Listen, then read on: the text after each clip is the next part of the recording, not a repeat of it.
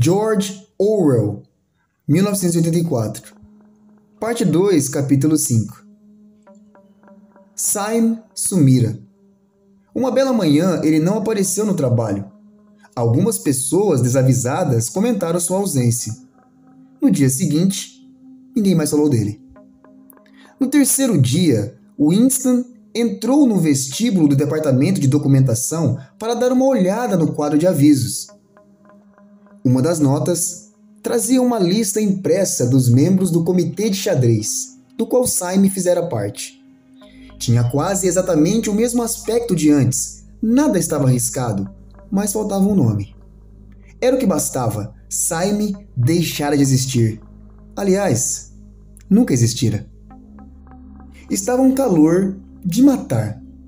No labiríntico ministério, as salas sem janelas, ventiladas por aparelhos de ar-condicionado, mantinham a temperatura habitual.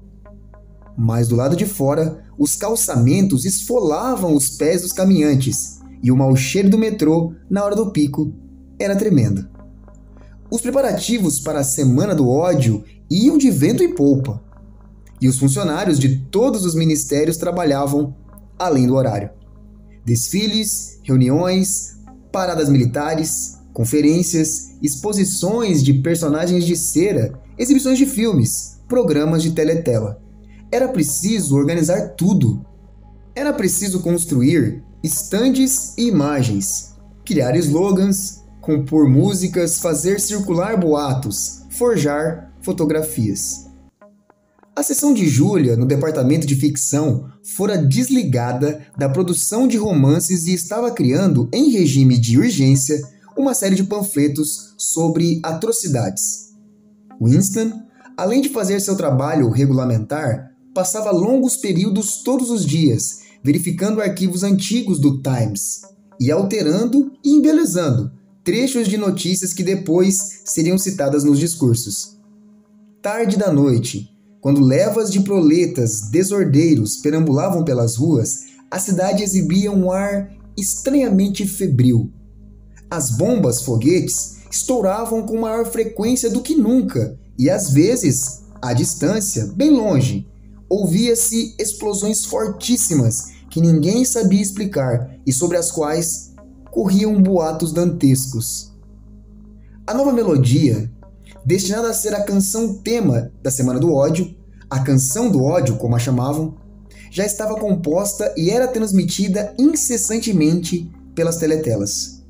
Tinha um ritmo selvagem, que lembrava latidos e não podia exatamente ser chamada de música, assemelhando-se à batida de um tambor. Rugida, mais que cantada, por centenas de vozes ao som de pés em marcha, era aterrorizante. A música caíra no gosto dos proletas e na madrugada das ruas competia com Era um Capricho e Nada Mais. Os filhos dos Parsons tocavam a Canção do Ódio a qualquer hora do dia ou da noite, usando um pente e um pedaço de papel higiênico, algo francamente intolerável. As noites de Winston estavam mais ocupadas do que nunca.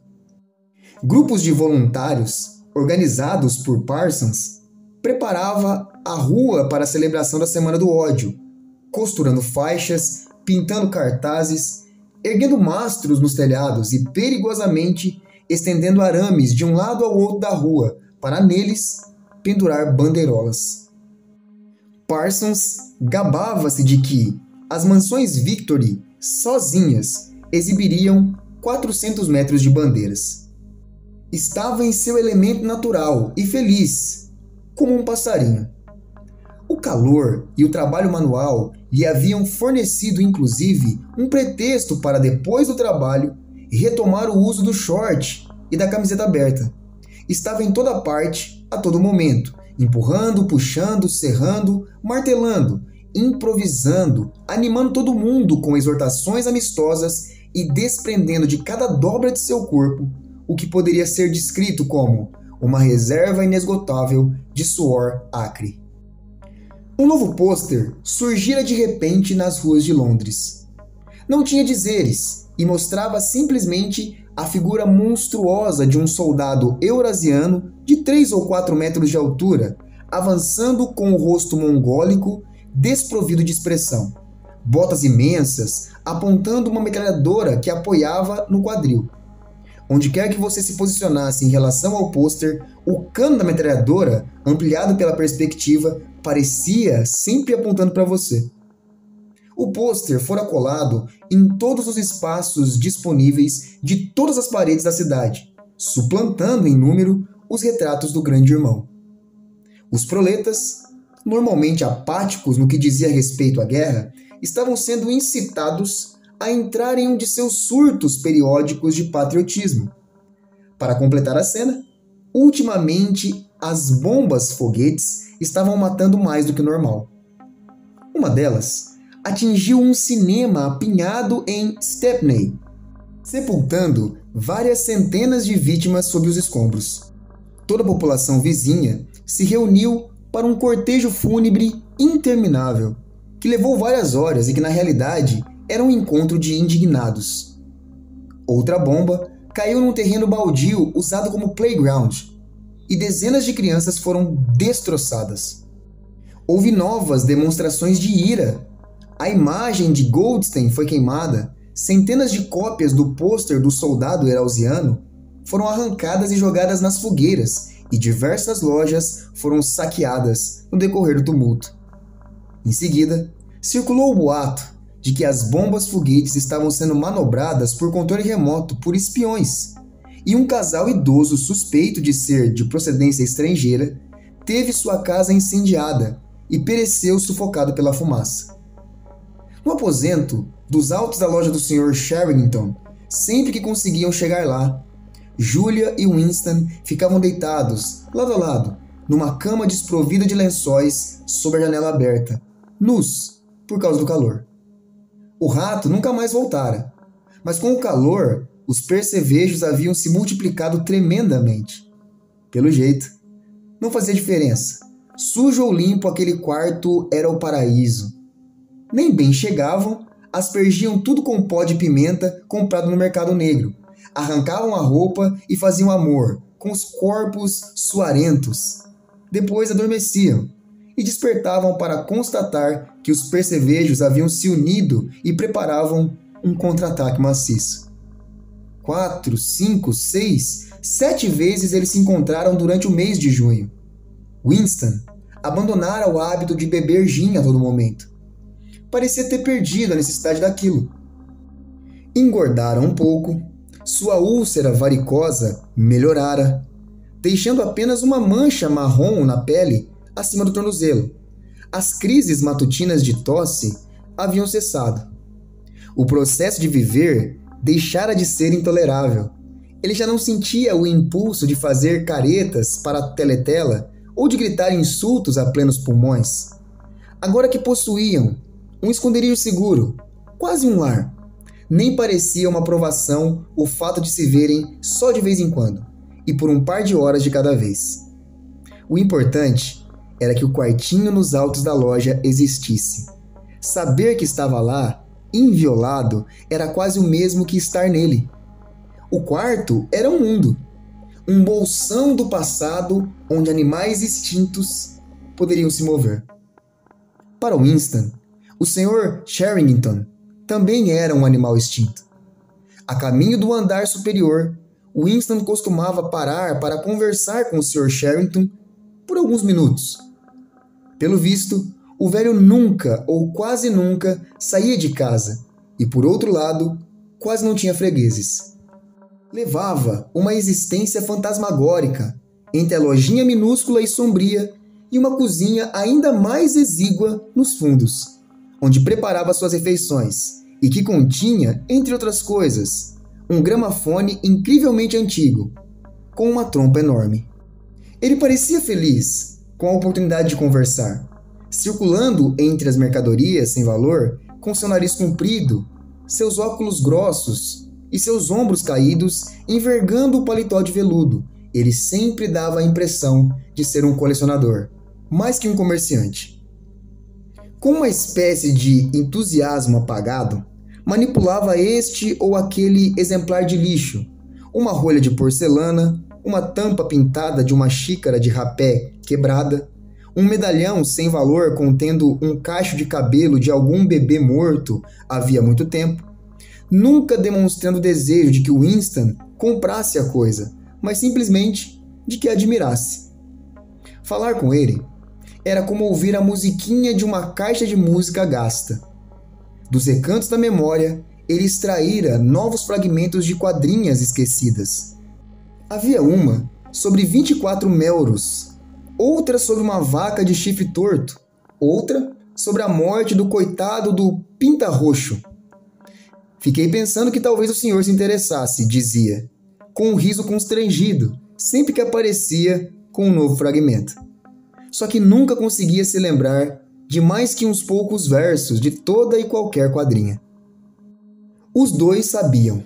De certa maneira, estava sempre na cabeça deles, que o que estava acontecendo não iria se manter por muito tempo. Em certos momentos, a morte iminente lhes parecia tão palpável quanto a cama onde estavam deitados. E eles se abraçavam com uma espécie de sensualidade desesperada, como uma alma penada agarrando-se à última migalha de prazer minutos antes de o relógio dar a hora fatal. Mas também havia vezes em que acreditavam na ilusão não só da segurança, como da permanência. Enquanto estivessem naquele quarto, pensavam Winston e Julia, ninguém poderia lhes fazer mal. Era difícil e perigoso chegar lá, mas o quarto em si era um santuário. Era como quando Winston fitava o centro do peso de papéis com o sentimento de que seria possível penetrar naquele mundo vítreo e de que, uma vez lá dentro, o tempo deixaria de transcorrer. Muitas vezes, fantasiavam fugas. Teriam sorte indefinidamente e levariam seu caso adiante, exatamente como agora, pelo resto de suas vidas. Ou então, Catherine morreria, e graças a manobras sutis, Winston e Julia conseguiriam se casar. Ou então, cometeriam suicídio juntos. Ou então, desapareceriam, se disfarçando de modo a não ser reconhecidos. Aprenderiam a falar com sotaque proletário, arrumariam emprego numa fábrica e viveriam suas vidas, numa viela qualquer, sem que ninguém desse conta. Ideias absurdas, os dois sabiam. Na verdade, não havia escapatória. Nem o único daqueles planos que era praticável, o do suicídio, eles pretendiam levar a cabo. Ir tocando dia após dia, semana após semana, prolongando um presente sem futuro, parecia um impulso irrefreável, tal como nossos pulmões sempre haverão de aspirar o alento seguinte enquanto houver ar disponível. Outras vezes, falavam em rebelar-se ativamente contra o partido, mas sem ter a menor ideia de como dar o primeiro passo nesse sentido. Mesmo que a fantasiosa confraria fosse real, restava a dificuldade de saber como fazer para encontrá-la. Ele falou a ela da estranha intimidade que existia ou parecia existir entre ele e O'Brien, e do impulso que às vezes sentia de simplesmente se apresentar a O'Brien, informá-lo de que era inimigo do partido e pedir-lhe ajuda. Por estranho que pareça, ela não achou que fazer isso fosse uma atitude absurdamente temerária. Estava acostumada a julgar as pessoas pelo rosto, e pareceu perfeitamente natural que Winston julgasse O'Brien digno de confiança, baseado num único lampejo de olhar. Além do mais, ela partia do princípio de que todo mundo, ou praticamente todo mundo, secretamente odiava o partido, e não hesitaria em infringir as leis se julgasse seguro fazê-lo. Mas recusava-se a acreditar que existisse ou que fosse possível existir uma oposição ampla e organizada. Todas aquelas histórias sobre Goldstein e seu exército clandestino eram simplesmente um monte de asneiras, dizia. Asneiras que o partido tinha inventado por suas próprias razões e nas quais você precisava fingir que acreditava. Vezes sem conta, nos comícios e manifestações espontâneas do partido, ela pedira a plenos pulmões a execução de pessoas cujos nomes jamais ouvira antes e em cujos supostos crimes não acreditava nem por sombra. Sempre que havia julgamentos públicos, ela ocupava seu lugar em meio aos destacamentos da Liga da Juventude. Cercavam os tribunais da manhã à noite, entoando de quando em quando "morte aos traidores". Durante os 2 minutos de ódio, era sempre a primeira a insultar Goldstein aos gritos. Contudo, nem sabia direito quem era Goldstein e que doutrinas ele supostamente representava. Crescera durante a vigência da Revolução e era jovem demais para ter alguma recordação dos confrontos ideológicos dos anos 1950 e 60. Algo como um movimento político independente estava excluído de sua imaginação, e fosse como fosse, o partido era invencível. Ele sempre existiria, sempre seria o mesmo. A única forma de rebelar-se contra ele era mediante a desobediência secreta ou, na melhor das hipóteses, praticando atos isolados de violência, por exemplo, matando alguém ou explodindo alguma coisa. Em certos aspectos, ela era muito mais atilada do que Winston e muito menos suscetível à propaganda do partido. Uma vez, quando por acaso, devido a um pretexto qualquer, ele mencionara a guerra contra a Eurásia, ela o surpreendera ao dizer despreocupadamente que, em sua opinião, aquela guerra não estava acontecendo, que era provável que as bombas-foguetes que caíam diariamente sobre a cidade fossem disparadas pelo próprio governo da Oceânia, só para manter a população amedrontada. Essa ideia jamais ocorrera assim, ao pé da letra, a Winston. Ela também despertara uma espécie de inveja nele ao dizer que durante os 2 minutos de ódio, sua maior dificuldade era evitar cair na risada. Mas ela só questionava os ensinamentos do partido quando eles interferiam de alguma maneira em sua vida. Muitas vezes, dispunha-se a aceitar a mitologia oficial simplesmente porque a diferença entre verdade e mentira não lhe parecia importante. Acreditava, por exemplo, depois de aprender isso na escola, que o partido inventara o avião. Em seus próprios tempos de escola, no final dos anos 1950, Winston recordava que o partido só reivindicava a invenção do helicóptero. Uma década depois, na época em que Julia estava na escola, já reivindicava a invenção do avião. Uma geração mais e estaria reivindicando a invenção da máquina a vapor. E quando ele dissera a Julia que os aviões já existiam muito antes de ele nascer, portanto, muito antes da Revolução, ela achara esse fato extremamente desinteressante. Afinal de contas, que interesse havia em saber quem tinha inventado o avião? Ele ficou ainda mais chocado quando descobriu, graças a uma observação casual, que ela não se lembrava que 4 anos antes a Oceânia estava em guerra com a Lestásia e em paz com a Eurásia. Era verdade que ela considerava toda aquela história de guerra um logro, mas aparentemente não chegara a perceber que o nome do inimigo tinha mudado. Pensei que sempre havíamos estado em guerra com a Eurásia, disse, sem maiores inquietações. Ele se assustou um pouco. A invenção do avião era muito anterior ao nascimento dela, mas a troca de inimigos na guerra ocorrera apenas 4 anos antes, um bom tempo depois de ela se tornar adulta. Os dois discutiam a questão por cerca, talvez, de 15 minutos.